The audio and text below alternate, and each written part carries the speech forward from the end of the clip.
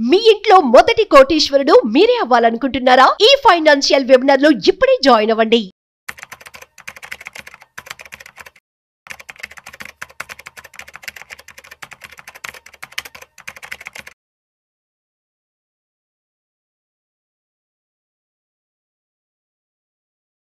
నమస్తే, welcome to Suman TV. నేను మీ రమా రాజేష్. ఈరోజు రీసెంట్గా నాకు జరిగిన ఒక ఇంపార్టెంట్ టాపిక్ గురించి మాట్లాడుకుంటూ ఫైనాన్షియల్ ప్లానింగ్ గురించి తెలుసుకుందాము. సో నా దగ్గరికి రీసెంట్గా ఒక 2-3 వీక్స్ నుంచి కూడా సింగిల్ ఉమెన్ వస్తున్నారనమాట, వాళ్ళ యొక్క ఫైనాన్షియల్ ప్లానింగ్ కన్సర్న్స్ గురించి. సో అందులో అబ్జర్వ్ చేసినప్పుడు నాకు తెలిసింది ఏంటి అంటే, నార్మల్ పీపుల్ కన్నా కూడా సింగిల్ ఉమెన్ పైన లాట్ ఆఫ్ స్ట్రెస్ ఉంటుంది ఫైనాన్షియల్గా రిలేటెడ్గా. సో ఈ పర్టికులర్ వీడియో నేను కేవలం ఎవరైతే సింగిల్ మదర్స్ ఉంటారో, సింగిల్ ఉమెన్ ఉంటారో, సింగిల్ పేరెంట్ బేసికలీ వాళ్ళ కోసం చేయాలనుకుంటున్నాను. మీకు తెలిసిన మీ చుట్టుపక్కల ఉన్న ఫ్యామిలీలో ఎవరైనా సింగిల్ మదర్స్ కానీ సింగిల్ పేరెంట్ కానీ ఉంటే కనుక దయచేసి ఈ వీడియోని ఫార్వర్డ్ చేయండి.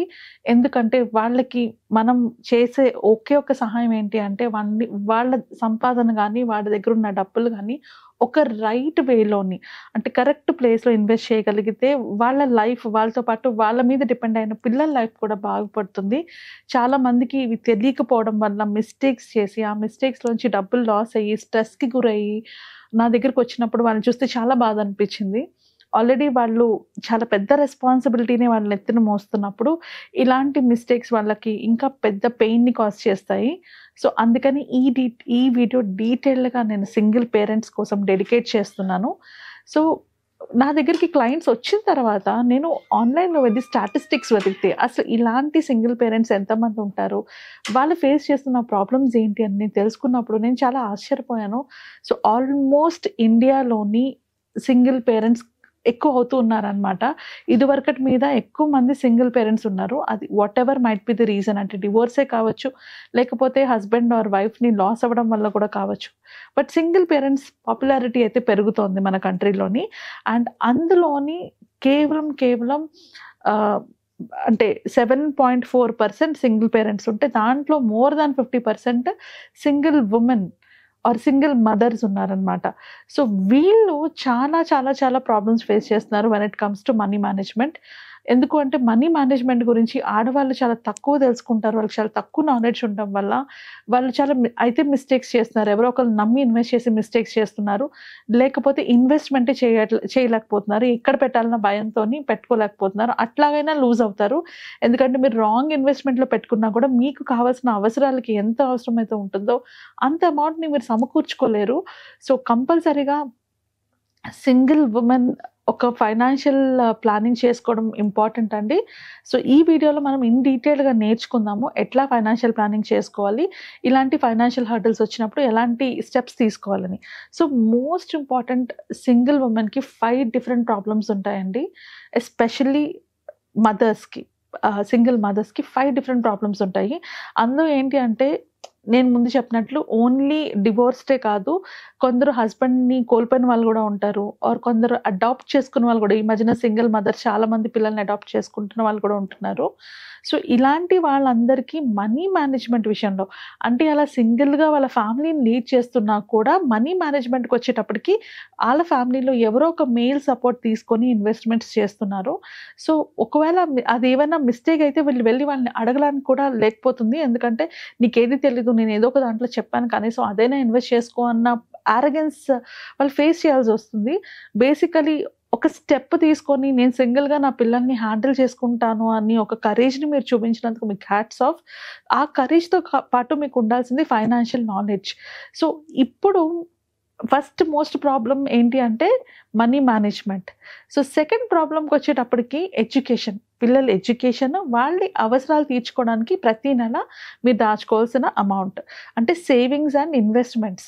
ఈ సేవింగ్స్ అండ్ ఇన్వెస్ట్మెంట్స్ ఇప్పటి నీడ్స్కే కాకుండా ఫ్యూచర్ నీడ్స్కి కూడా మీరు దాచుకోవాల్సి ఉంటుంది. సో ఇది మీ థర్డ్ పాయింట్. అంటే సేవింగ్స్ అండ్ ఇన్వెస్ట్మెంట్స్ చేసుకునేటప్పుడు ఎక్కడ చేసుకోవాలి, ఎలా చేసుకోవాలి అని అర్థం కాకుండా ఇన్వెస్ట్మెంట్లో రాంగ్ డెసిషన్స్ తీయడం.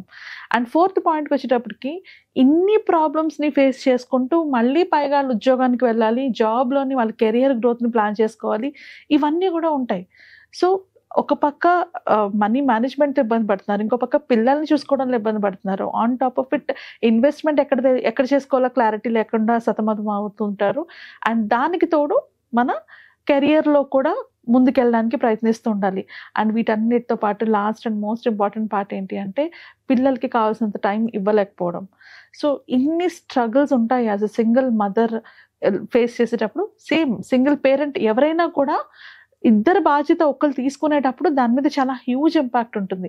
సో అందుకని ఆ స్టాటిస్టిక్స్లో కూడా ఉన్నది ఏంటి అంటే around 1.4 crores of single families are suffering with lot of financial distress. అంటే 1.4 crores పీపుల్ ఈ ఫైనాన్షియల్ డిస్ట్రెస్లో స్ట్రగుల్ అవుతున్నారు అని ఉన్నది ఆ పర్టికులర్ సర్వేలోని.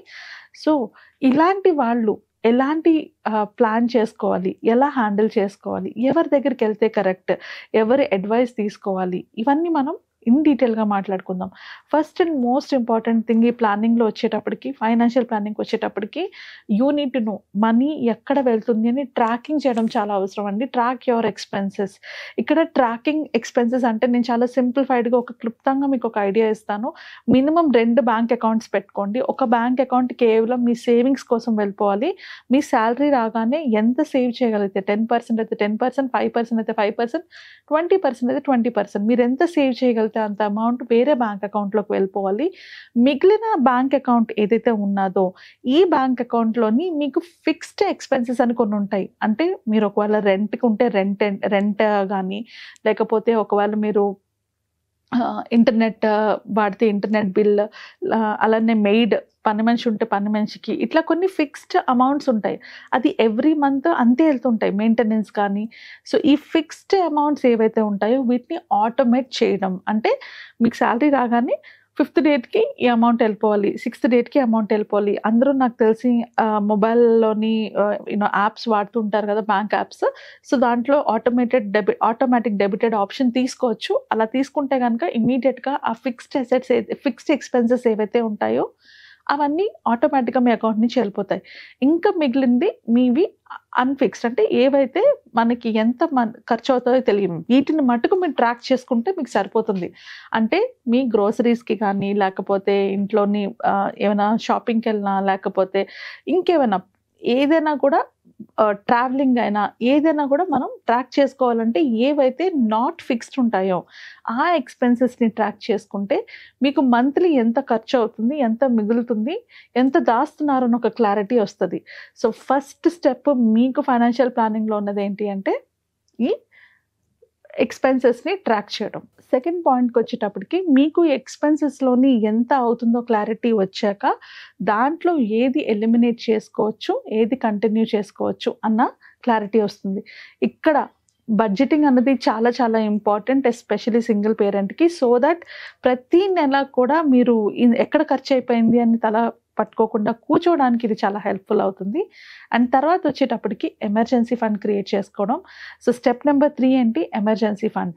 మీ ఎక్స్పెన్సెస్ ఎంత అవుతున్నాయి, ఇర్రెగ్యులర్ ఎక్స్పెన్సెస్ ఎంత ఉన్నాయి, and regular and fixed expenses ఎంత ఉన్నాయి అన్న క్లారిటీ మీకు వచ్చిన తర్వాత మీకు కావాల్సిన ఎక్స్పెన్సెస్కి సంబంధించి మీరు కంప్లీట్గా ఎమర్జెన్సీ ఫండ్ని క్రియేట్ చేసుకోవాలి. So single parent single income మీద పిల్లలతో పాటు సర్వైవ్ అవుతూ ఉంటారు కాబట్టి మీకు చాలా ఎక్కువ ఎమర్జెన్సీ ఫండ్ ఉండాలి. బేస్డ్ ఆన్ మీరున్న ప్రొఫెషన్ బట్టి మినిమం 6 months అయితే మీకు కంపల్సరీగా ఎమర్జెన్సీ ఫండ్ ఉండాలి. ఎమర్జెన్సీ ఫండ్ కోసం ఇన్వెస్ట్ చేసేటప్పుడు దానికి రిటర్న్స్ ఎంత వస్తున్నాయి అన్నది ఇంపార్టెంట్ కాదు, మీరు చూసుకోవాల్సింది ఎంత ఫాస్ట్గా నేను క్యాష్ విత్డ్రాల్ చేసుకోగలుగుతున్నాను అన్న పాయింట్లో. సో మీ ఎమర్జెన్సీ ఫండ్ మీ సెకండ్ బ్యాంక్ అకౌంట్ ఏదైతే ఉందో దాంట్లో కంటిన్యూ చేసుకోవాలి. సో అందులోను కనుక మీ ఎమర్జెన్సీ ఫండ్ పెట్టుకుంటే మీ శాలరీ రాగానే వచ్చిన అమౌంట్ని ఎమర్జెన్సీ ఫండ్ క్రియేట్ చేసుకోవడానికి కంపల్సరీగా యూస్ చేసుకోండి. So step number 1 track your expenses. Step number 2 cut down on your irregular ఎక్స్పెన్సెస్లో ఎక్కడ కట్ డౌన్ చేసుకోగలరు దాన్ని కట్ డౌన్ చేసుకోవడం. Third expenses build your emergency fund. కంపల్సరీగా ఎమర్జెన్సీ ఫండ్ని మీరు పెట్టుకోవాలి. ఎందుకంటే ఎలాంటి ఎమర్జెన్సీ వచ్చినా కూడా వెళ్ళి ఒకరి దగ్గర అడిగి తీసుకునే సిచ్యువేషన్లో మీరు ఉండలేరు. సో కంపల్సరీగా ఎమర్జెన్సీ ఫండ్ని బిల్డ్ చేసుకోవాలి. ఎమర్జెన్సీ ఫండ్ ఎక్కడ ఇన్వెస్ట్ చేసుకోవాలంటే సేవింగ్స్ అకౌంట్లో పెట్టుకోవచ్చు, లేదా ఎఫ్డీస్లో పెట్టుకోవచ్చు, లేదా లిక్విడ్ ఫండ్స్లోనే పెట్టుకోవచ్చు. మీకు ఏది ఈజీ, మీకు ఏది సింపుల్ అనిపిస్తే అది చేయండి. ఎమర్జెన్సీ ఫండ్ ఇన్వెస్ట్మెంట్ కాదు, సో దాంట్లో ఎక్కువ రిటర్న్స్ రావాలని మాత్రం ఆశపడద్దు. అండ్ తర్వాత వచ్చేటప్పటికి ఇన్సూరెన్స్ అండి. మిగిలిన వాళ్ళకి ఇన్సూరెన్స్ ఉన్నా లేకపోయినా మీకు కంపల్సరీగా ఇన్సూరెన్స్ పాలసీ అయితే ఉండాలి for health as well as life కూడా. ఎందుకు అంటే ఎలాంటి హెల్త్ కాంప్లికేషన్స్ వచ్చినా కూడా వాటిని ఫేస్ చేయడానికి మీకు ఒక పాలసీ అయితే కంపల్సరీగా ఉండాలి. అండ్ మీ తర్వాత మీ పిల్లలకి మీరే కాబట్టి దిక్కు కంపల్సరీగా టర్మ్ లైఫ్ పాలసీ కూడా ఉండాలి. సో ఈ 2 ఇన్సూరెన్సెస్ మ్యాండేటరీ ఉండాలి. దీంతో పాటు పర్సనల్ యాక్సిడెంట్ ఇన్సూరెన్స్. సో ఈ 3 ఇన్సూరెన్సెస్ కనుక మీరు పెట్టుకోగలిగితే మీకు ఎమర్జెన్సీ ఫండ్ అండ్ ఈ ఇన్సూరెన్సెస్ 2 కలిపి ఒక పెద్ద ప్రొటెక్షన్ మీ ఫ్యామిలీ ఫైనాన్సెస్కి. స్టెప్ నెంబర్ 5కి వచ్చేటప్పటికి షార్ట్ టర్మ్ గోల్స్. మీకు ఉన్న షార్ట్ టర్మ్ గోల్స్ ఏంటి, వాటికి అచీవ్ చేయడానికి ఒక ప్లాన్ పెట్టుకోండి. షార్ట్ టర్మ్ గోల్స్ అంటే లెస్ దాన్ 5 ఇయర్స్లో ఉండేవి ఏవైనా కూడా షార్ట్ టర్మ్ గోల్స్లోకే వస్తాయి. సో మీరు నెక్స్ట్ 5 ఇయర్స్లో మీకు ఎలాంటి ఎక్స్పెన్సెస్ రావచ్చు, మేబీ పిల్లలతో ఎక్కడికైనా వెళ్ళడానికి టైం స్పెండ్ చేయాలని, ట్రావెల్ చేయాలనుకున్నా, లేకపోతే ఏదైనా ఎడ్యుకేషన్ అంటే ఎక్స్ట్రా కరికులర్ యాక్టివిటీస్ ఏమైనా చేయించాలన్నా, లేదా ఎడ్యుకేషన్కి వెళ్ళాలన్నా, వాట్ ఎవర్ ఏదైనా కానీ మీ షార్ట్ టర్మ్ గోల్స్ ఏంటి, లేదా ఓన్ హౌస్ కొనుక్కోవాలన్నా, సో నెక్స్ట్ 5 ఇయర్స్లో నేను నా హోమ్కి డౌన్ పేమెంట్ చేసుకోవడానికైనా దేనికైనా కావచ్చు, మీ షార్ట్ టర్మ్ గోల్స్ అంటే ఏంటి ఇవి రాసుకోండి. ఈ 5 ఇయర్స్ లోపు ఉన్న గోల్స్ ఏవైతే ఉంటాయో వీటన్నిటికీ కూడా మోస్ట్ ఇంపార్టెంట్ థింగ్ చేయాల్సింది ఏంటంటే ఎక్కువ అంటే మీరు పెడుతున్న క్యాపిటల్ని రిస్క్లో పెట్టకుండా, అంటే మీరు పెడుతున్న అమౌంట్ రిస్క్లో పడకుండా లో రిస్క్ లో వోలటైల్ ఫండ్స్లో పెట్టుకోవాలి. అది ఎఫ్డి కానీ, లేదా బాండ్స్ కానీ, లేదా డెట్ ఫండ్స్ కానీ వీటిలో పెట్టుకోవాలి. అండ్ నెక్స్ట్ వచ్చేటప్పటికి మోస్ట్ ఇంపార్టెంట్ పార్ట్ అప్పు. మీలా అంటే చాలామంది నా దగ్గరకు రీసెంట్గా వచ్చిన ప్రతి ఒక్కరు కూడా అడిగిన పాయింట్స్ ఏంటి అంటే, ఇప్పుడు మేము ఓన్ హౌస్ తీసుకోవాలనుకుంటున్నాము, తీసుకోవచ్చా లేదా అన్న పాయింట్లో వచ్చారు. సో కంపల్సరీగా గుర్తుపెట్టుకోండి, ఒక హౌస్ తీసుకోవాలంటే అది 20 ఇయర్స్ కమిట్మెంట్. సో 20 ఇయర్స్ కమిట్మెంట్కి మోస్ట్ ఇంపార్టెంట్లీ మీ మీద మీ పిల్లలు ఆధారపడి ఉండేటప్పుడు ఈ 4 స్టెప్స్, ముందు చెప్పిన 4 స్టెప్స్ చేసిన తర్వాతనే హౌస్ కోసం ప్లాన్ చేయాలి. అండ్ హౌస్ కోసం ప్లాన్ చేసినప్పుడు కూడా మీ హౌసింగ్కి ఒక రూల్ ఉంటుందండి. అందులో మోస్ట్ ఇంపార్టెంట్ రూల్ ఈఎంఐస్. ఏదైతే ఈఎంఐ పడుతుందో అది not more than 30% of your income. మీ మంత్లీ ఇన్కమ్కి 30% లోపు ఉంటేనే ఆ ఈఎంఐ హౌస్కి వెళ్ళండి. అది లేకుండా ఇల్లు ఖచ్చితంగా అప్పు చేసి ఇల్లు అయితే తీసుకునే ముందు ఖచ్చితంగా ఒక ఫైనాన్షియల్ ఎక్స్పర్ట్ని కన్సిడర్ చేసే ముందుకెళ్ళండి. అలానే 20% డౌన్ పేమెంట్ అమౌంట్ దాచుకోకుండా ఇల్లు తీసుకోవడానికి ముందుకు వెళ్ళొద్దు. బికాస్ దాని తర్వాత సఫర్ అయ్యేది పిల్లలే. సో వాళ్ళ పిల్లల్ని చూసుకోవడానికి కూడా ఎవరు గార్డియన్స్ ఉండరు కాబట్టి కంపల్సరీగా మీరు ఒక హౌస్, ఒక అప్పు తీసుకోవడానికి ఎస్పెషల్లీ లాంగ్ టర్మ్ లోన్కి వెళ్ళేటప్పుడు కంపల్సరీగా ఒక ఎక్స్పర్ట్ అడ్వైస్ తీసుకొని దానికి ప్రాపర్ ప్లాన్ చేసుకొని వెళ్ళండి. వితౌట్ దట్ ఖచ్చితంగా లోన్కి అయితే వెళ్ళొద్దు. ఒక లోన్కి వెళ్ళాల్సి వచ్చినప్పుడు గుర్తుపెట్టుకోవాల్సిన 2 ఇంపార్టెంట్ పాయింట్స్ ఏంటి, ఒకటి 20% డౌన్ పేమెంట్, ఇంకొకటి మీ ఈఎంఐ మొత్తం 30% లోపు, మీ మంత్లీ ఇన్కమ్లోకి 30% లోపు వచ్చేలాగా ప్లాన్ చేసుకోండి. తర్వాత మనం లాంగ్ టర్మ్ ఇన్వెస్ట్మెంట్స్కి వెళ్ళాలి. సో ఇన్ని ప్లానింగ్స్ తర్వాతనే లాంగ్ టర్మ్ ఇన్వెస్ట్మెంట్కి ప్లాన్ చేసుకోవాలండి. నా దగ్గరకు వచ్చిన వాళ్ళలో మోస్ట్లీ చేసిన మిస్టేక్స్ ఇదే. అందరూ డైరెక్ట్గా లాంగ్ టర్మ్ ఇన్వెస్ట్మెంట్స్కి ప్లాన్ చేసేసుకొని వచ్చిన డబ్బులన్నీ అక్కడికే ఆ సేవింగ్స్లో ఆ ఇన్వెస్ట్మెంట్లో పెట్టుకోవడం వల్ల ఎమర్జెన్సీ రాగానే ఏం చేయాలో తెలియక సతమతం అవడం స్టార్ట్ చేశారు, అప్పులు తీసుకోవడం స్టార్ట్ చేశారు, అట్లా డెట్ ట్రాప్లో పడిపోయారు. సో అలా కాకుండా మీరు ఈ 5 స్టెప్స్, నేను ముందు చెప్పిన 5 స్టెప్స్ అయిన తర్వాతనే, ఒకవేళ మీరు డెట్కి వెళ్ళకపోతే then go for long term investment. So long term ఇన్వెస్ట్మెంట్స్లో కూడా మీరు చూస్ చేసుకునే ఇన్వెస్ట్మెంట్ ఆప్షన్స్ చాలా ఇంపార్టెంట్. మీకు ఏది ఈజీ, ఏది మీకు క్లియర్గా తెలుసు అలాంటి ఫండ్స్లోనే ఇన్వెస్ట్ చేయండి. అంటే మీకు మ్యూచువల్ ఫండ్స్ తెలుసు అనుకుంటే మ్యూచువల్ ఫండ్స్లో ఇన్వెస్ట్ చేయండి. మీకు రియల్ ఎస్టేట్ మీద అవగాహన ఉంది అంటే రియల్ ఎస్టేట్లో పెట్టండి. నాకు ఇవి 2 తెలియవు అనుకుంటే ఎన్పిఎస్లో పెట్టుకోండి. ఒకవేళ అది మీ రిటైర్మెంట్ కోసం అయితే కంపల్సరీగా లాంగ్ టర్మ్ ఇన్వెస్ట్మెంట్స్లో మీ రిటైర్మెంట్ ప్లానింగ్ అయితే ఖచ్చితంగా ఉండాలి. అండ్ రిటైర్మెంట్కి ద బెస్ట్ ఆప్షన్ మీకు ఎన్పిఎస్. అంటే మీరు ఒకవేళ కంపెనీలో జాబ్ చేస్తుంటే పిఎఫ్తో పాటు ఎన్పిఎస్ని ఖచ్చితంగా పెట్టుకోండి. అది కాకుండా పిల్లల ఎడ్యుకేషన్కి దానికి ఏమైనా ఇన్వెస్ట్ చేసుకోవాలంటే లిక్విడిటీ రూపంలో పెట్టుకోండి. ఎందుకంటే ఫ్యూచర్లో మీరు వెళ్ళి దాన్ని సెల్ చేయాలన్నా కూడా, ఒక ప్రాపర్టీ ఏమన్నా తీసుకొని దాన్ని సెల్ చేయాలనుకున్నా కూడా చాలా ఇబ్బంది ఫేస్ చేస్తారు. అండ్ ఆ ప్రాసెస్ అంతా కూడా చాలా టీడియస్గా ఉంటుంది. సో బెస్ట్ ఆప్షన్ ఏంటి అంటే మ్యూచువల్ ఫండ్ లిక్విడ్ ఫామ్లో ఇన్వెస్ట్ చేసుకోండి. మ్యూచువల్ ఫండ్స్లో ఇన్వెస్ట్మెంట్ మీకు డౌట్ ఉంది అనుకుంటే ఎవరైనా తెలిసిన అడ్వైజర్ దగ్గరికి వెళ్ళి అపాయింట్మెంట్ బుక్ చేసుకొని ఒక ఇన్వెస్ట్మెంట్ ప్లానింగ్ అయితే చేసుకోండి. ఇవన్నీ అయిన తర్వాత మీరు చేయాల్సిన మోస్ట్ ఇంపార్టెంట్ పార్ట్ ఏంటి అంటే పిల్లల ఏజ్‌తో సంబంధం లేకుండా వాళ్ళతో మీ ఫైనాన్సెస్ గురించి డిస్కస్ చేయడం. ఇది చాలా ఇంపార్టెంట్ అండి. పిల్లల్ని ఇన్వాల్వ్ చేస్తూ మీరెక్కడెక్కడ ఇన్వెస్ట్ చేస్తున్నారో వాళ్ళకి చెప్తూ ఉండకపోతే, మీ తర్వాత పిల్లలకి ఎళ్ళాల్సిన మనీ గానీ, ఎళ్ళాల్సిన ఇన్స్యూరెన్స్ కానీ ఏది వెళ్ళకుండా పోతుంది.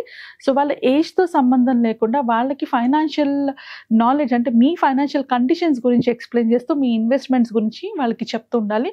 వాళ్ళని ఆ డిస్కషన్స్‌లో అయితే ఖచ్చితంగా ఇంక్లూడ్ చేస్తూ ఉండాలి. Okay. I think single mothers ఇలా గనక ప్లాన్ చేసుకుంటే డెఫినెట్‌గా ఫైనాన్షియల్‌గా ఎలాంటి ట్రబుల్ లేకుండా ముందుకెళ్ళగలరు. మీకు ఇంకేమైనా పర్సనల్‌గా డౌట్స్ ఉండి ఆ డౌట్స్‌ని క్లారిఫై చేసుకోవాలనుకుంటే కింద స్క్రోల్ అవుతున్న నంబర్స్‌కి కాల్ చేసి అపాయింట్మెంట్ బుక్ చేసుకోండి. నేను డెఫినెట్‌లీ మీకు హెల్ప్ చేస్తాను. ఐ హోప్ ఈ వీడియో మీ అందరికీ యూజ్ అవుతుంది అనుకుంటున్నాను. ఎవరైతే single mothers or single parents ఉంటారో వాళ్ళకి ఈ వీడియోని ఫార్వర్డ్ చేసి వాళ్ళకి కూడా ఈ వీడియో హెల్ప్ అయ్యేలా చూడండి. Thank you.